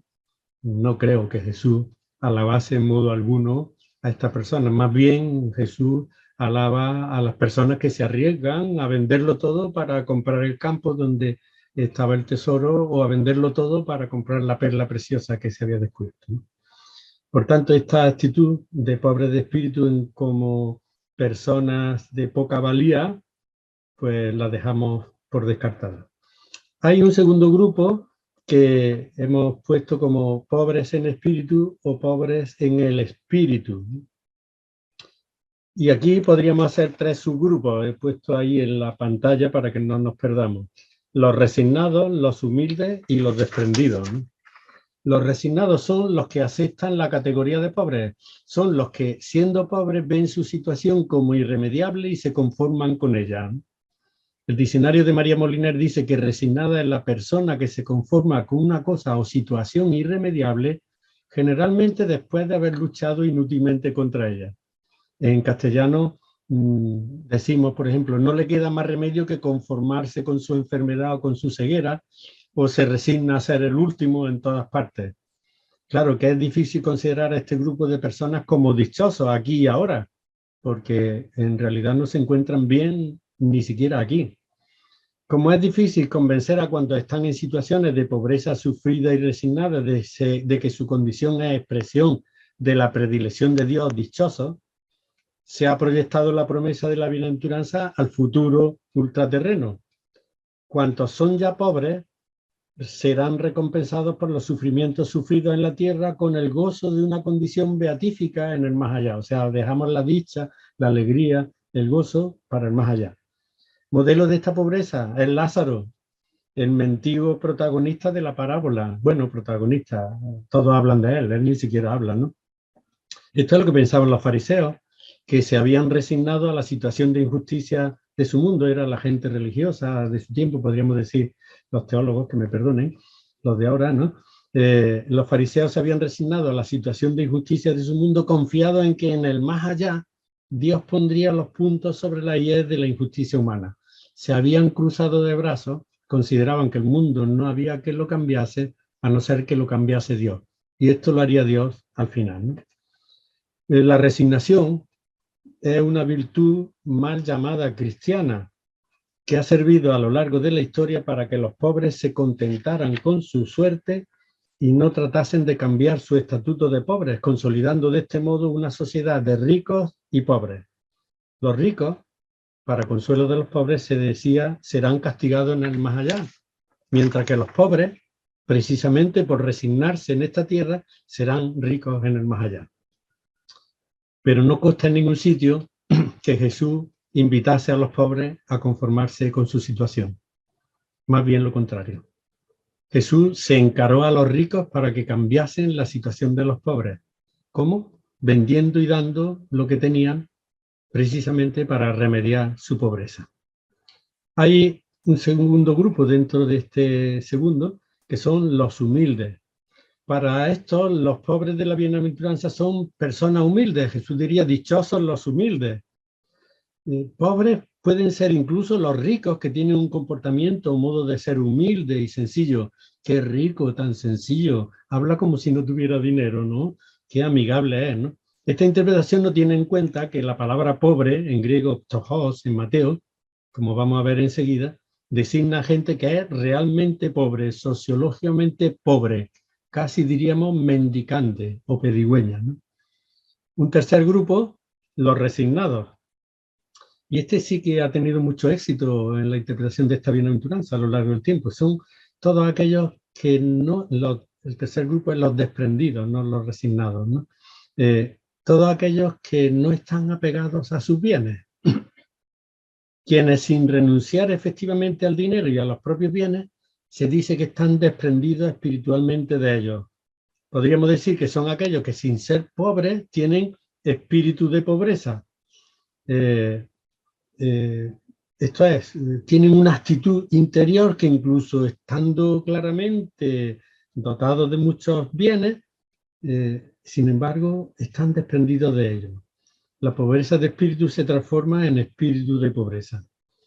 En este sentido, en la Biblia son pobres Abraham y Job, que incluso disponiendo de enormes riquezas, se considera que estuvieron despegados espiritualmente de ellas. Incluso Salomón, el rey que, como describe el libro de los reyes, superó a todos los reyes de la tierra en riqueza y sabiduría, ¿no? Bien, esta opción queda descartada porque Jesús dice claramente en el capítulo 6, versículos 19-21, dejaos de amontonar riquezas en la tierra donde la polilla y la carcoma las echan a perder, donde los ladrones abren boquetes y roban. En cambio, amontonaos riquezas en el cielo, donde ni la polilla ni la carcoma las echan a perder, donde los ladrones no abren boquetes ni roban, porque donde tengas tu riqueza tendrás el corazón. También por la condición puesta al joven rico para seguir a Jesús, se ve que esta hipótesis no tiene fuerza. Jesús le dice, ve, vende lo que tienes y dalo a los pobres. De las tres hipótesis planteadas, esta interpretación que no exige la renuncia efectiva a los pobres, a los propios bienes, es, como he dicho, la que tiene más éxito y se comprende bien el porqué. La pobreza a la que invita la bienaventuranza se entiende como una actitud interior de quien, incluso estando claramente en posesión de los propios bienes, está desprendido espiritualmente. Pero por el contexto del discurso de la montaña y del Evangelio de Mateo y de Lucas, se verá que no se puede ser pobre en el espíritu o pobre en espíritu sin ser materialmente pobre. Jesús no se contenta con pedir al rico el desprendimiento espiritual de los bienes propios, sino un abandono efectivo, radical e inmediato. Vete a vender lo que tienes y dáselo a los pobres. Esta frase la hemos leído bastantes veces a lo largo de este curso. En el Nuevo Testamento, los ricos aparecen por lo común, con alguna excepción, bajo una luz negativa. Para esto no hay lugar en el reino o comunidad cristiana. Estos pobres en el espíritu no son, por tanto, los de corazón humilde o sencillo a quienes se han desprendido espiritualmente de la riqueza, pero siguen con ella, siguen adheridos a ella. Y por el contexto del discurso de la montaña, lo he dicho ya varias veces, no se puede ser pobre en el espíritu sin ser materialmente pobre, ¿no? Bien, después de haber visto estas dos grandes interpretaciones con estos tres grupos dentro de la segunda, vamos a pasar a explicar ya la bienaventuranza tal y como la entendemos nosotros. Cuando digo nosotros, no soy yo solo el que la entiende así, ¿no? Cito pues a Juan Mateo, mi maestro, y a otros seguidores de Juan, y muchos teólogos que han seguido sus libros y su enseñanza. En este caso, la pobreza por el espíritu, o sea, la opción por la pobreza, es la consecuencia de una decisión libre interior que hace entrar voluntariamente al discípulo de Jesús en la condición de pobre. Contrariamente a cuanto afirma el fatalismo popular, el Señor no ha creado a los pobres. Estos se han vuelto tales a causa de la avaricia de los ricos. Proclamando a los pobres dichosos, Jesús no pretende idealizar su condición, parte de la primera bienaventuranza, su condición, sino que pide a sus discípulos una elección valiente que haga posible eliminar las causas que provocan la pobreza. Vamos a ver entonces, palabra por palabra, lo que quiso decir Jesús. La palabra dichosos, makarioi, es traducida bien por todos. Dichosos, bienaventurados, felices. Viene del verbo griego makarizo, veréis que hoy me he subido de tono, ya estoy citando palabras en griego, que se traduce por tener feliz. Una vez recuerdo que el obispo de Córdoba le di una charla a los curas hace muchos años ya, y el obispo de Córdoba me dijo, Jesús, tienes de vez en cuando que hablar en griego y decir cosas raras, porque es que si no, no van a creer que sabes, ¿no? Y yo me reí porque es verdad que parece que los profesores mejores son aquellos que dicen las cosas de una forma más oscura, ¿no? Para que el enfermo. Tuve un profesor en Granada que se llamaba Varón, ¿no? Y decíamos, era muy oscuro, y decíamos que quien aprobaba no aprobaba por obra de varón, sino milagrosamente, ¿no? Aquel varón era varón con B, pero nosotros lo poníamos con V. Bien. Es curioso que Jesús llame bienaventurados a los pobres, a los que sufren, a los que tienen hambre, porque realmente en esos estados no se puede ser feliz. Esto parece el mundo al revés, o tal vez lo que quiere Jesús es darle la vuelta al mundo, volverlo como un calcetín, de modo que la raíz de la dicha no se tenga en el dinero y en los bienes, sino en el prójimo en el que Dios habita, como su verdadero centro de atención y cuidado. La palabra pobres en griego se dice ptojos, y esta palabra se deriva del verbo ptoso o epteso, tiene las dos formas, que se dice de uno que se agacha, uno que está como jorobado porque le presiona, uno que se encoge, que se agazapa o se cubre de miedo, como un mendigo. En griego moderno, ptojos significa pobre, sin embargo han inventado una palabra para el griego, para el mendigo, que es setianos, que es el que pide, ¿no? El pedigüeño, ¿no? Sin embargo, estos pobres del Evangelio, este ptojos indica tanto al pobre como al mendigo, ¿no? Y con esta palabra designa Mateo un individuo injustamente reducido a la pobreza, a la miseria, cuya existencia depende de la generosidad de otros. Alguien que, víctima de cuantos lo explotan, pone toda su confianza en Dios, el único del que espera recibir ayuda. Así aparece en el Salmo 35:10. Todos mis miembros proclamarán: Señor, ¿quién como tú? Tú defiendes al débil del poderoso, al débil y pobre del explotador. O en el Salmo 73:21, que el oprimido no salga defraudado, que pobres y afligidos alaben tu nombre. Levántate, oh Dios, defiende tu causa. Por tanto, tenemos que aquí no hay que darle vuelta, se trata de pobres realmente, o sea, de gente que no tiene bienes. La expresión siguiente, completa, es los pobres por el espíritu. En griego es ptojoi to pneumati, es pobres en el espíritu o con relación al espíritu, ¿no? Pero espíritu no es sinónimo de alma. La palabra espíritu en la concepción semítica connota siempre fuerza y actividad vital. Es algo dinámico. En este texto donde aparece el artículo el espíritu, denota el espíritu del hombre, ¿no?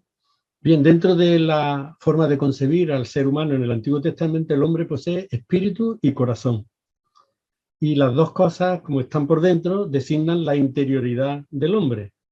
El corazón para un hebreo denota la interioridad estable o permanente del hombre, sea las convicciones, la ideología, sus actitudes, no fijaros que no es el amor, ¿no? Sus actitudes o disposiciones, sus amores u odios, pero no exclusivamente los amores. Para nosotros el corazón es el símbolo del amor, ¿no? Por el contrario, el espíritu designa esa misma interioridad en cuanto dinámica, esa misma interioridad en cuanto dinámica, esto es, en cuanto se manifiesta al exterior como fuente de actos de conocimiento, de voluntad o de sentimiento.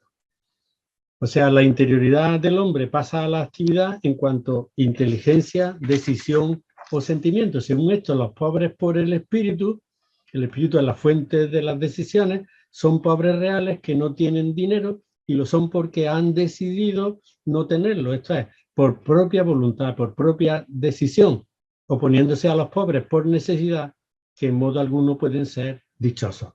Son dichosos, por tanto, no los pobres en general, sino los que se han hecho pobres voluntariamente, los que han elegido la pobreza como norma de vida, como camino de dicha y felicidad. Y de ahí, la traducción que proponemos de esta bienaventuranza es: dichosos los que eligen ser pobres, dichosos los pobres por propia decisión, o sea, dichosos los que eligen ser pobres. Proclamando dichosos a los pobres, Jesús no pretende idealizar o sublimar su condición, sino que pide a sus discípulos una elección valiente que haga posible eliminar las causas que provocan la pobreza, mediante la puesta de los bienes al servicio de los necesitados. Mediante el uso del plural, los pobres, y no pobres, sino los pobres, el evangelista indica que Jesús no llama a una pobreza individual o ascética que favorezca la santificación del individuo concreto, como lo han entendido con frecuencia los monjes. Eso sí, pobres como individuos, aunque las congregaciones religiosas han sido, y algunas de ellas son tan ricas por los bienes de la comunidad y la seguridad que ésta le da a todos sus miembros, ¿no? Bien, no se trata de una pobreza individual o ascética, sino que lanza toda una propuesta capaz de transformar radicalmente la sociedad, como la de la mujer de la parábola de la levadura en la masa. Se parece el reino de Dios a la levadura que metió una mujer en medio quintal de arena, todo acabó por fermentar. Estos pobres por decisión tienen que fermentar la masa. Jesús invita, no manda, a todos sus seguidores a hacerse voluntariamente pobres para que ninguno lo sea realmente. Y esto no vale solo para los discípulos, sino para todos en general, para todos los que deseen llegar, a mi juicio, a ser hombres adultos o mujeres adultas, maduros o maduras. Así se lo dijo Jesús al rico. Si quieres ser teleios einai, hoy voy de griego, si quieres ser un hombre logrado, un hombre adulto, ve y vende lo que tienes y sígueme, ¿no? En la comunidad llegará a ser maduro aquel rico que nunca llegaría a ser maduro con los bienes, ¿no? En la adhesión interior por el espíritu que motiva la opción por la pobreza, según Justino en su diálogo con Trifón, nace de la experiencia del amor del Señor que se prolonga en un amor generoso a los hermanos. Dice el Justino, el que ama al prójimo debe pues pedir y hacer lo posible para que su prójimo tenga las cosas que él tiene, ¿no? Aunque minoritaria respecto a la más cómoda interpretación de un desprendimiento espiritual de los propios bienes, esta elección voluntaria de la pobreza por el espíritu o por propia decisión es abundantemente atestiguada por los padres de la Iglesia. Clemente de Alejandría, Basilio de Cesarea y Cromacio de Aquilea dan testimonio de esto en sus libros. Por ejemplo, voy a leer solo uno. Clemente de Alejandría dice: no se dice dichosos los pobres solamente, sino dichosos los que han querido hacerse pobres por la justicia. O Basilio de Cesarea: estos pobres de espíritu no se han hecho pobres por ninguna otra razón, a no ser por la enseñanza del Señor, que ha dicho: ve, vende lo que tienes y dáselo a los pobres. Y la segunda parte de la bienaventuranza, porque quiero que dejemos un tiempo al diálogo, se ha traducido porque de ellos es el reino de los cielos, y curiosamente aquí casi todas las traducciones coinciden. Aquí no ha habido discusión. En lo relativo al más allá no hay discusión. La discusión está en lo que es relativo al más acá. Se ha entendido que los pobres son felices porque en un futuro, hambre que espera Artura no es hambre ninguna, se dice en castellano, en un futuro, en el más allá, poseerán el reino de los cielos.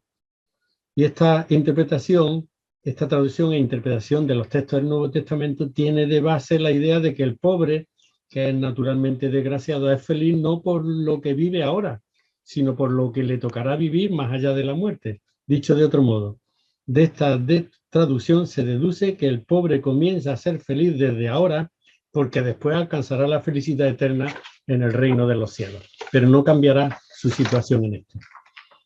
Esta traducción tiene dos errores, que es la interpretación de la palabra reino y la interpretación de la palabra cielo. La única traducción que he encontrado que varía de esta tradicional y que se puede interpretar más o menos en la misma línea es la de Alonso Chequer, que era compañero de Juan Mateo en la Biblia del Peregrino. Ha traducido de nuevo, no le gustaba el Nuevo Testamento de Juan Mateo y han hecho una nueva traducción. Dice: dichosos los pobres de corazón porque el reinado de Dios les pertenece, ¿no? Ahí esta se parece mucho a nosotros y no voy a entrar a discutirlo. ¿Qué se entiende por basileia? Bien, la palabra que dicen el reino de los cielos, que traducen por el reino de los cielos, en griego se dice basileia, ¿no? La palabra griega basileia, en hebreo, en arameo, en malkut, significa la dignidad real, la realeza, en primer lugar.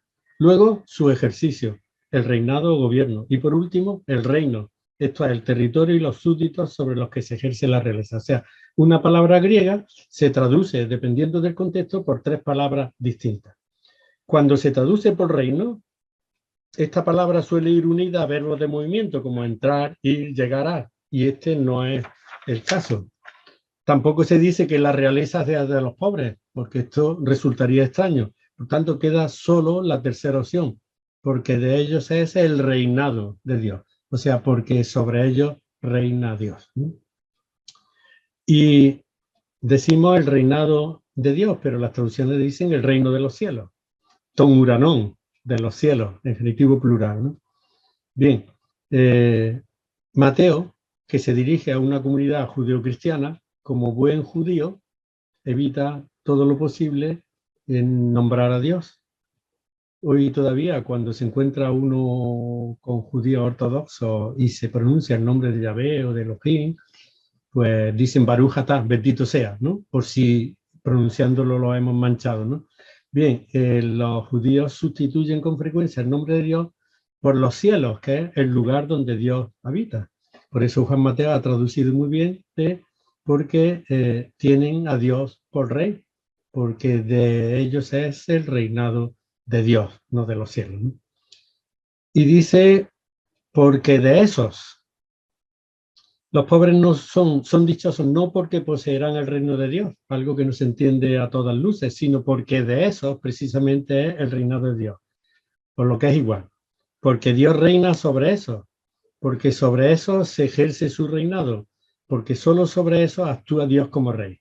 En castellano hemos traducido porque esos tienen a Dios por rey, y diríamos entre paréntesis, y no al otro Dios, al dinero, dado que han elegido voluntariamente ser pobres. De modo que los efectos negativos de la opción por la pobreza, el que es pobre necesita lo demás, no tiene bienes, depende de los otros, van a quedar neutralizados por la declaración de Jesús que declara a estos pobres por decisión, por voluntad propia, dichosos. Y podemos preguntarnos, ¿pero puede ser dichoso alguien que no tiene para comer? La pregunta es clara y la respuesta también, no. Pero cuando Dios reina sobre los que han optado por ser pobres, los pobres no van a carecer de lo necesario, ni van a tener que someterse a otros para obtener el sustento. La pobreza a la que Jesús invita significa una renuncia a acumular y retener bienes, a considerar algo como exclusivamente propio. Estos pobres, por elección, no lo han hecho por ascetismo, sino para hacer que otros no carezcan de lo necesario. Estos nuevos pobres estarán siempre dispuestos a compartir lo que tengan. Y así lo explica Jesús en el episodio de los panes, donde partiendo y repartiendo el pan, que era muy poco, hubo para todos y sobró. Porque la clave no está en multiplicar, sino en repartir o en distribuir. Este es el verdadero milagro que tiene que hacer nuestra sociedad, que ya ha producido bienes más que de sobra para toda la humanidad. Bien, estos que se hacen voluntariamente pobres muestra con su decisión que cumplen el primer mandamiento de Moisés: no tendrás otros dioses frente a mí. La idolatría que amenaza a Israel en sus primeros tiempos se concreta en la posesión de la riqueza. Cuando Moisés se va, pues hacen un becerro de oro, ¿no? Nadie puede estar al servicio de dos amos porque aborrecerá a uno y querrá al otro, o bien se apegará a uno y despreciará al otro. No podéis servir a Dios y al dinero. Las frases del Evangelio son tajantes, son lapidarias. El enunciado de esta bienaventuranza es excluyente en este caso, porque esos que han decidido hacerse pobres, no otros, tienen a Dios por rey, y esos son los que serán felices. O sea, no se es bienaventurado por el hecho de ser pobre, sino por haber decidido voluntariamente hacerse pobre, y solamente esos que han roto con el ídolo del dinero tienen al Dios de Jesús por rey. Solo esos tienen a Dios como el único y verdadero Dios, como resultado de su opción personal. Y esta es la buena noticia a los pobres. Y la buena noticia a los pobres es el fin de su miseria anunciado por Isaías. El Espíritu del Señor está sobre mí porque el Señor me ha ungido, me ha enviado para dar una buena noticia a los que sufren, para vendar los corazones desgarrados, para proclamar la amnistía a los cautivos y a los prisioneros la libertad, para proclamar el año de gracia del Señor, el día del desquite de nuestro Dios, para consolar a los afligidos de Sión, para cambiar su ceniza en corona, su luto en perfume de fiesta, su abatimiento en traje de gala. Esta frase la cita Jesús en la sinagoga de Cafarnaúm, pero omite la frase que decía Isaías: para proclamar el año de gracia del Señor y el día del desquite de nuestro Dios. El Dios de Jesús ya no busca el desquite. Bien, y para terminar, pues quiero comentar brevísimamente la octava y novena bienaventuranza, que dice: los que viven perseguidos por su fidelidad. Y aquí, otra vez, las Biblias traducen perseguidos por la justicia, traduciendo mal, porque aquí la palabra dikaiosina no lleva artículo, como en la cuarta bienaventuranza, donde la justicia indica verse libres de opresión, gozar de independencia y libertad. Dichosos los que tienen hambre y sed de esa justicia. No, aquí, al aparecer sin artículo, la palabra dikaiosine se debe traducir por fidelidad. Esto es, dichosos los que viven perseguidos por ser fieles, por su fidelidad a la opción propuesta por Jesús en la primera bienaventuranza, de la que esta octava bienaventuranza es su prolongación por tener el segundo miembro igual, porque esos tienen a Dios por Rey. Veis que es como un sándwich en que la primera bienaventuranza y la octava terminan igual. La primera y la octava están en presente y las demás están en futuro. Las otras bienaventuranzas contienen una promesa formulada en el futuro, pero en la primera y en la octava no hay una promesa, sino una constatación en presente, porque esos tienen a Dios por Rey, o lo que es igual, porque ya está reinando sobre ellos en la medida en que ellos no adoran al dinero. Ahora bien, optar por la pobreza siendo fieles a su programa y estilo de vida va a desencadenar una persecución contra los seguidores de Jesús. El mundo, con sus valores opuestos al Evangelio, no va a tolerar esta provocación por parte de los discípulos de Jesús. Pero, paradójicamente, la reacción de estos ha de ser de alegría, porque tendrán una recompensa en los cielos, lo que es igual. Los cielos otra vez. Una recompensa de parte de Dios, que actúa como Rey de los que viven perseguidos por su fidelidad a Jesús. Y ahora podemos leer de nuevo estas dos últimas bienaventuranzas y yo creo que se podrán entender mejor. Dichosos los que viven perseguidos por su fidelidad, porque sobre ellos reina Dios. Dichosos vosotros cuando os insulten, os persigan y os calumnien de cualquier modo por causa mía. Estad alegres y contentos, que grande es la recompensa que Dios os da. El texto dice, grande es la recompensa en los cielos, y lo mandan al más allá, no, en el más acá, porque lo mismo persiguieron a los profetas que os han precedido. En síntesis, como hemos visto a lo largo de este breve curso, pero yo creo que denso, ¿no? Elegir la pobreza, por lo que es igual es hacerse pobres por decisión propia, no es otra cosa que renunciar a los valores del neoliberalismo, al individualismo, al materialismo y al hedonismo, y abrir paso a la cultura de la moderación, eligiendo el camino de la austeridad solidaria. Yo creo que este sería una buena formulación de la primera bienaventuranza. Dichosos los que llevan una vida austera pero solidaria. Esta podría ser la formulación hoy en nuestro mundo. Una austeridad, una comunidad de bienes austera y por ser austera, solidaria. Por ser austera le hace ser posible ser solidario.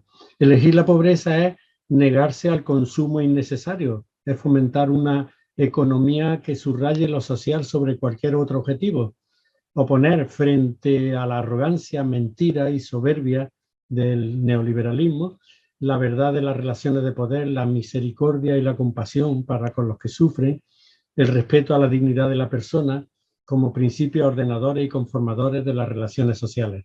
Tenía aquí unos textos del Papa Francisco que os recomiendo que leáis.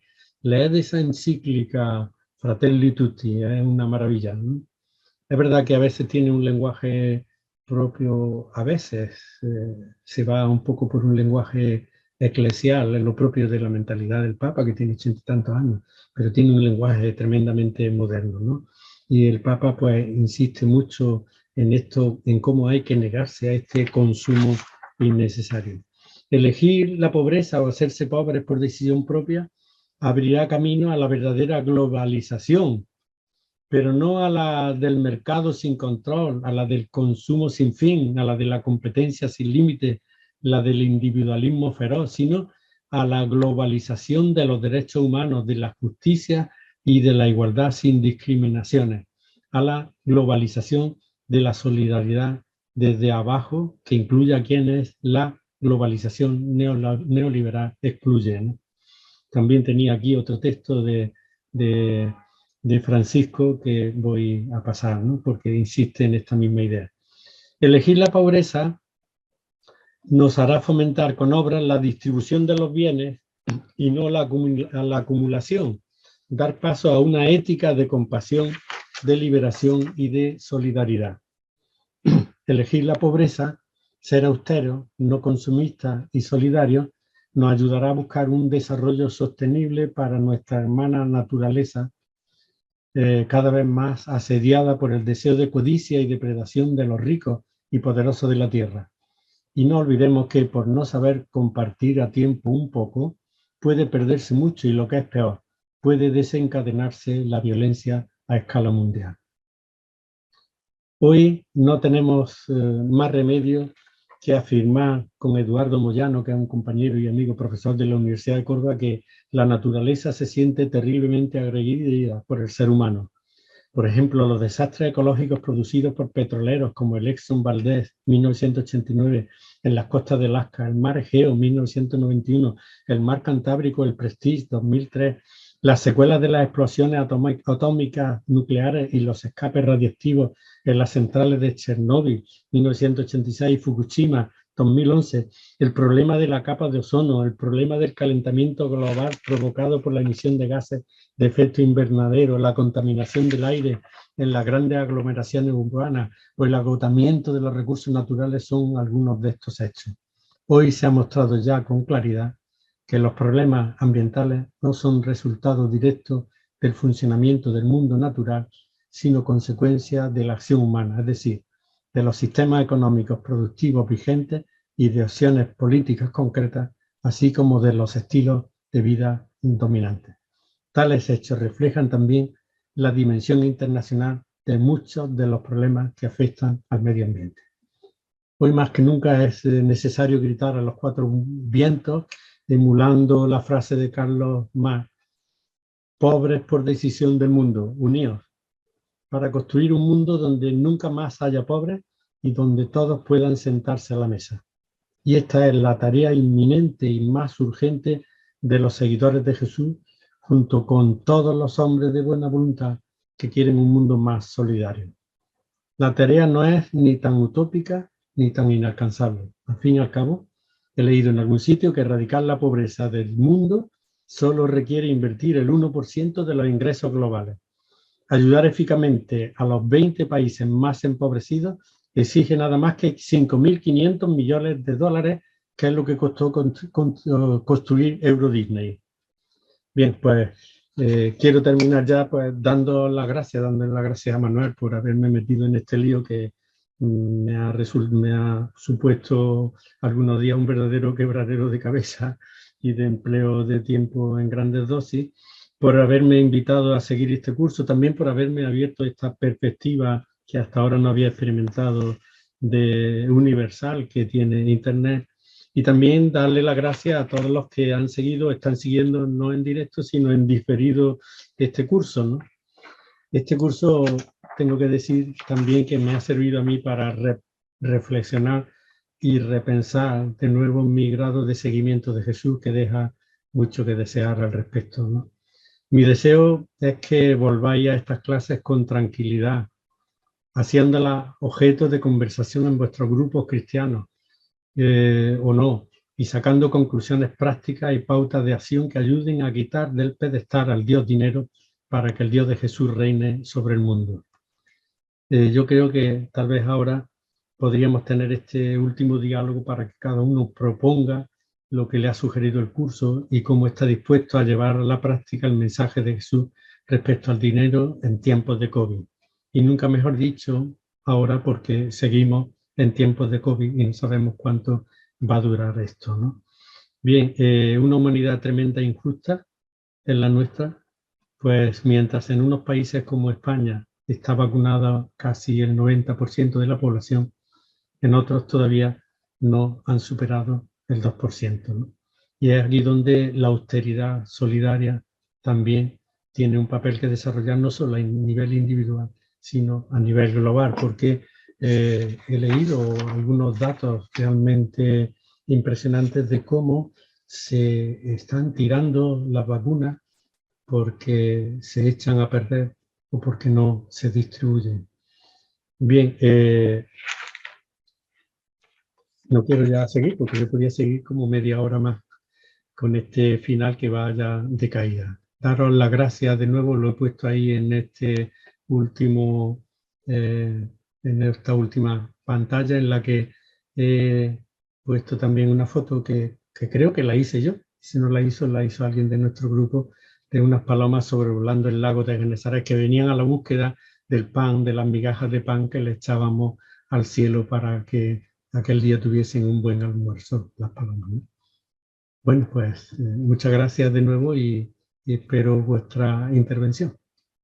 Gracias, Jesús, de verdad que Las bienaventuranzas así nos comprometen más y también nos quitan esa idea a veces romántica, ¿no? De que soy pobre porque Dios así lo quiso.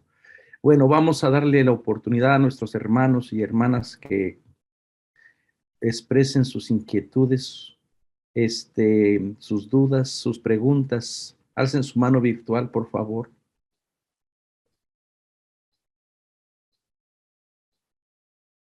Aprovechen los últimos momentos.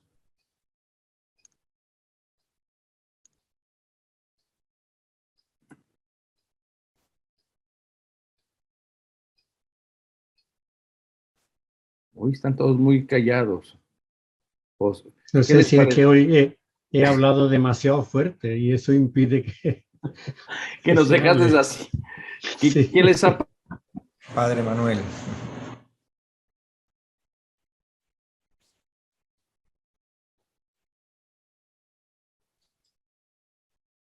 Se fue. Sarita? Buenas tardes. Voy a tratar de sacar lo que tengo aquí, que es muy difícil para que me comprendan lo que está dentro, pero yo he logrado comprender esta parte en este curso, pero yo soy catequista, vivo en Guatemala. Muchos me preguntan los jóvenes por qué en la Biblia se plantea que los ricos son malos, que la riqueza es mala. Y me ponían el ejemplo de una marca de gaseosa y que las personas, ellos tienen su poder económico, ayudan a las personas. Entonces, ¿por qué siempre que hacemos un estudio bíblico vemos esa parte que los ricos son malos y que los pobres son pobres y cada vez son más pobres? Entonces, cuando ellos plantean esto, dicen, ¿en qué forma puedo yo hablar si soy rico o si soy pobre? Porque no siempre hablamos de las cosas espirituales, casi siempre hablamos de las cosas materiales. Yo he comprendido mucho en este curso de qué riqueza se habla, pero cómo, ahí es la parte que me cuesta explicar, llevarlo a mis catequesis. Bueno, ya dije yo, voy a ser muy breve, dije yo que el dinero tiene dos caras. Una amable, necesitamos dinero para vivir, para comer, para estudiar, para viajar, para todo. Y otra terrible. El dinero, la riqueza es mala en cuanto que se acumula en un mundo en el que por eso que unos acumulan, los otros no tienen lo necesario. Ese es el injusto dinero. El dinero, en cuanto acumulado, produce injusticia, ¿no? Y por eso no, Jesús no estaba en contra de los ricos. Jesús estaba en contra hablaba a los ricos para que tuvieran compasión de los pobres y compartiesen con ellos aquello que les sobraba, ¿no? Este es el verdadero sentido de Jesús en los evangelios, ¿no? Muy bien. ¿Alguien más quiere compartir? Y claro, para nosotros nos queda el gran reto de cómo llevar este mensaje a nuestros grupos, a nuestras parroquias, a los grupos de reflexión, y concientizarles, ¿verdad? A lo mejor leer con ellos o ver con ellos nuevamente el curso, esa puede ser una muy buena opción. Yo creo que hay otra opción, que es en lugar de reunirse en la parroquia, irse al barrio más deteriorado que haya en la ciudad y que lo vean. Porque lo curioso es que mientras no vemos esta No van realidad, a tener mientras... internet. ¿Cómo? A lo mejor no tienen internet. No Y se necesitan van al barrio internet. más. Solamente una buena zapatilla e irse a ese barrio donde se da realmente la pobreza, ¿no? Y entrar en contacto con esa gente. Esa es la verdadera... Ahí es cuando uno entiende lo lejos que está del Evangelio de Jesús, ¿no? Porque estamos muy lejos del pobre. Los pobres, pasa como en las ciudades, no vemos enfermos. La gente que va por la calle, casi toda está razonablemente sana, ¿no? Los enfermos están en los hospitales, ¿no? ¿Veis? No, hay que llevar a la parroquia a esos barrios y hay que actuar en esos barrios. O sea, yo creo que lo de Jesús está claro, ¿no? Jesús se va por la periferia y vive con los de la periferia. Y precisamente por vive con ellos terminan matándolo. O sea, no hizo méritos sobrados, enfrentándose a los ricos, enfrentándose al templo y a los sumos sacerdotes, ¿no? Hizo méritos más que sobrados. ¿Por qué? Porque se identificó con esa gente. Ahora bien, yo no soy rico, tampoco soy pobre, pero me desprenderé más de lo que tengo en la medida en que veo que hay gente a la que le hace falta, ¿no? Y eso hace falta verlo, hace falta experimentarlo. Esa es la verdadera conversión, entrar en contacto con el otro y con el otro con el que nadie quiere entrar en contacto, ¿no? O con el que nadie favorece, con ese que está hasta fuera ya incluso de la mirada de los sindicatos, ¿no? Que tienen que defender a los obreros, ¿no? Muchas gracias, Jesús. Isaura. Hola, buenas tardes. Me gustó mucho el comentario que hizo ahorita Jesús, porque precisamente no sabía si compartir o levantar la mano, ¿no? Pero ya me animé porque creo que empezamos por nosotros, revisar, por ejemplo, nuestra alacena, nuestro closet, o sea, todo eso que a veces tengo doble o triple, ¿qué sentido le da a mi vida? Y ahorita con esta explicación tan profunda, que es toda una meditación y reflexión que nos ha dado Jesús, me mueve, me conmueve y me está invitando a hacer eso que dice Jesús, a hacerme presente donde la gente no tiene ni esperanzas de que va a llegar alguien con una cobija, con una despensa, que no, realmente, no sé si no me sobra, es parte de mi haber, pero quiero sacar algo de lo que tengo para vivir esa pobreza que está platicando Jesús, que me corrija Jesús si estoy equivocada o qué sugiere o si voy bien porque me llevo a mis hijas a hacer esto. Gracias.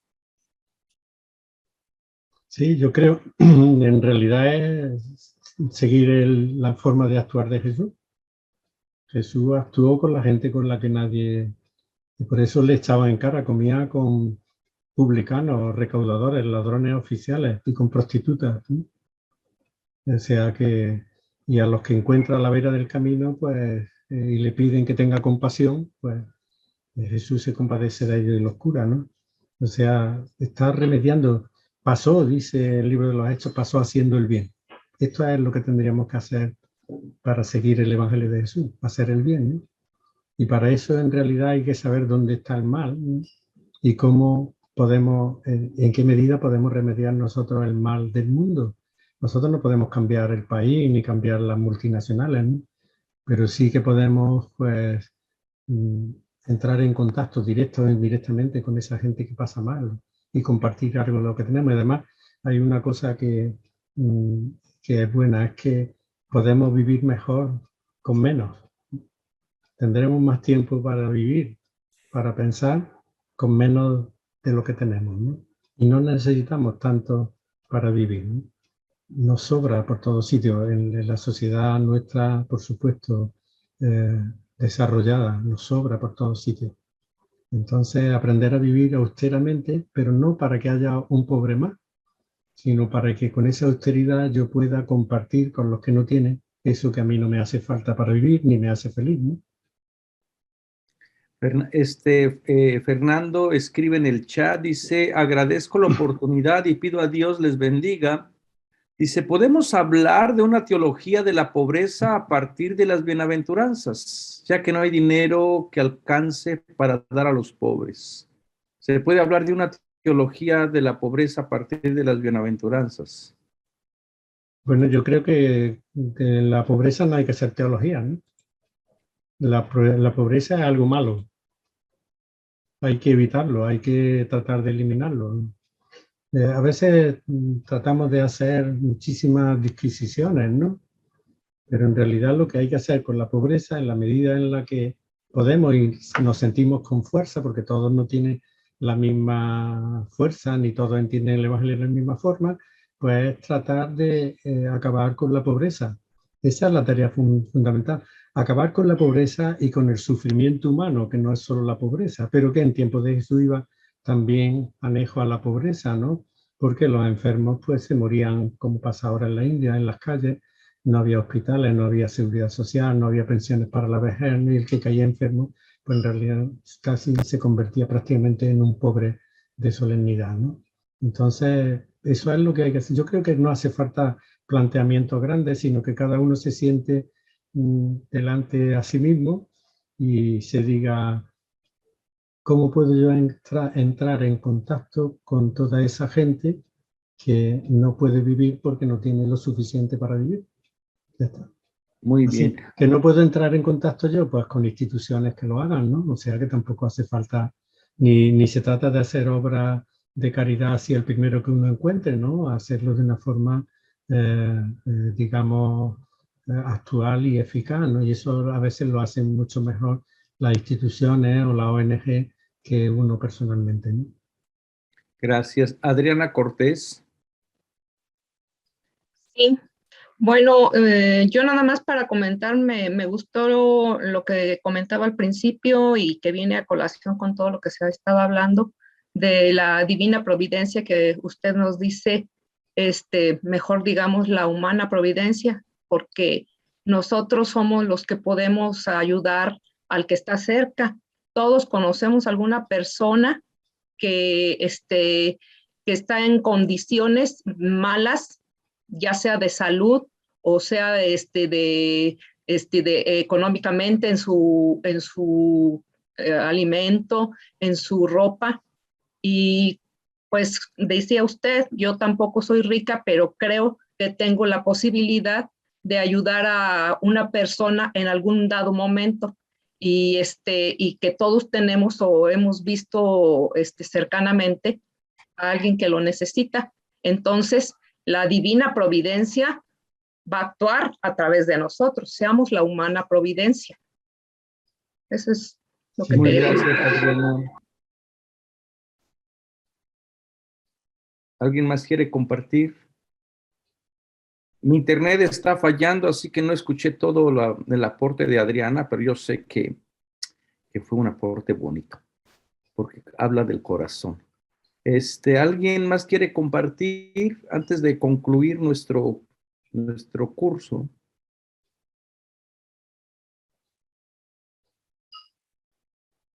Bueno, yo quería decir una cosa para que ninguno nos desanimemos, ¿no? Los evangelios representan una utopía, ¿no? Una utopía, ¿no? La utopía es aquello que no tiene lugar, pero que aquello que es tan necesario que exista para que vayamos más a prisa de lo que iríamos si no existiese. De forma que el Evangelio representa una utopía. Cuando Jesús dice, ve, véndelo, dalo a los pobres y sígueme, pues uno dice, pues apaga y vámonos. Yo no soy capaz de hacer esto. Bueno, puedes hacer algo, haz un poco, ¿no? Haz menos, pero haz algo, ¿no? Haz algo para poner en práctica esa utopía de un mundo de iguales, de un mundo de hermanos, de un mundo solidario, viviendo pues esa bienaventuranza de la austeridad solidaria, ¿no?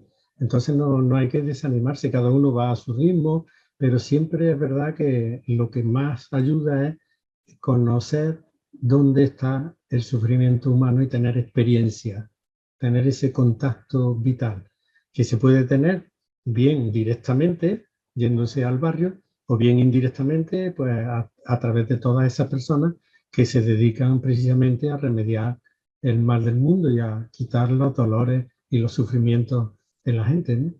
Eso es, yo creo que es tan fácil que no necesita eso mucha teología. El Evangelio se entiende sin demasiada explicación, ¿no? Pero a veces lo complicamos pues para no tener que cumplirlo, ¿no? Hace rato Ernesto Estrada levantó la mano, Manuel, o iba a participar. Ernesto. Sí, y gracias, Padre Manuel, a todo el equipo y al profesor. Yo creo que la reflexión nos pone en camino de un desafío enorme. Yo lo digo desde la realidad colombiana que transitamos, cruenta, difícil, en la que cada vez el dinero sigue tomando más ventaja en las decisiones, no solo en el ámbito político, social, sino en el eclesial.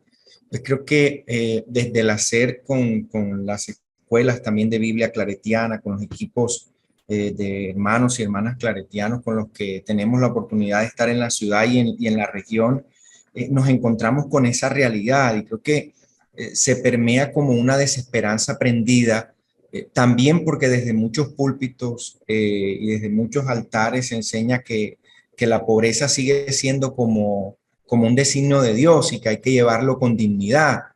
Y llevarlo con dignidad es no levantarse contra el poderoso, no decir nada.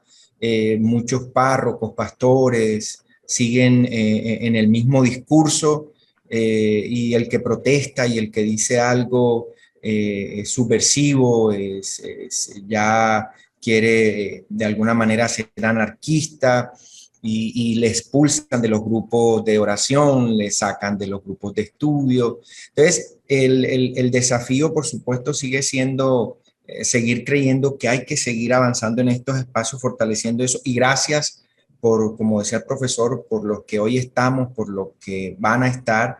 Y sin duda alguna, yo creería que tenemos que seguir reforzando este último contenido, y es que en medida alguna estas bienaventuranzas son una apología al empobrecimiento, que no es una apología en boca del Señor a que el pobre tiene que quedarse ahí resignado y machacado todo el tiempo, sino que por el contrario se puede salir de esa circunstancia con dignidad y en paz. Muchas gracias por ese aporte enorme a todo el equipo en cabeza del Padre Manuel. Gracias desde Barranquilla, desde Colombia. Muchas gracias. Gracias, Ernesto. Y la verdad es que sí, me parece que las voces oficiales a veces van más bien como promoviendo la resignación del pobre, ¿no? Y bueno, ante estas lecturas tratamos de hacer otra relectura, una relectura. ¿Se te fue el internet, Manuel? Esta idea de la bienaventuranza. Se me fue el internet. Ahora sí te escuchamos. Les digo que una relectura donde pues tratemos de crear un mundo más igualitario ante una sociedad tan injusta, tan despareja, ¿no? Y por lo menos esta bienaventuranza de los que deciden ser pobres. Uno dice, ¿quién va a decidir ser pobre? Cuando toda la pobreza, todo un sistema se te impone encima, ¿verdad? Pero por eso necesitamos estas relecturas que nos cuestionen, que nos inviten a pensar, a ir desaprendiendo también todas estas maneras de entender la Biblia. Bueno, no me queda más que darte las gracias, Jesús, de verdad, por tu generosidad, por tu persona, por tu tiempo. Yo no sé de dónde te viene de ser, ay, que tuve que preparar más. Tú eres una enciclopedia. Sabemos que has leído muchísimo. Yo lo sé que has leído muchísimo. Sabemos que estás actualizado y la verdad que queremos seguirte aprovechando. Y para la gente que quiera ir viendo, aprendiendo más, hemos puesto ahorita, hoy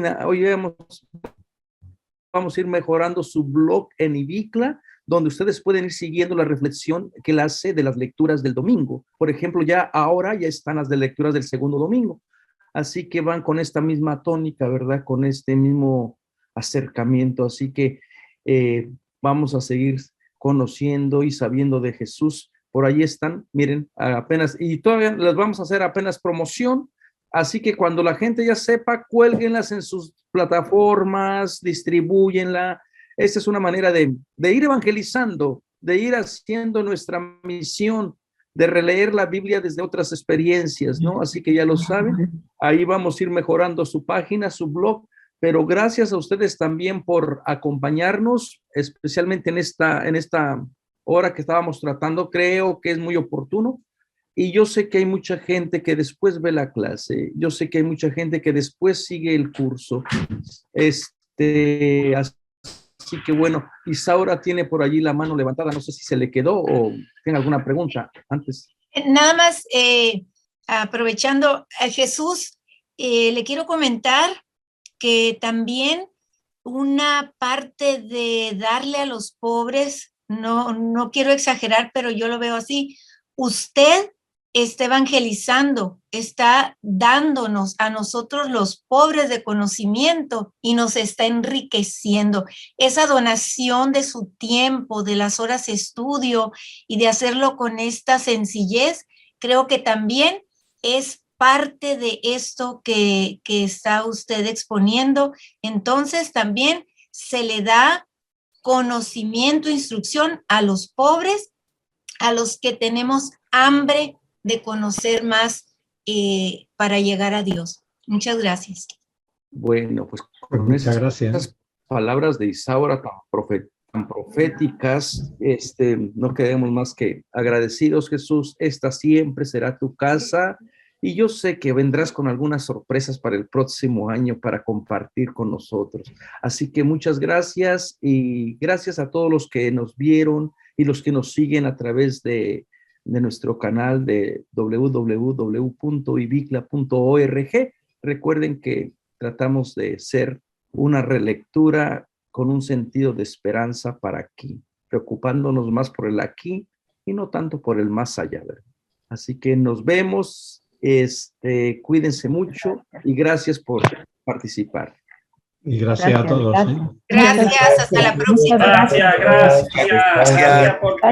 Hasta la noche. Muchas gracias. Gracias.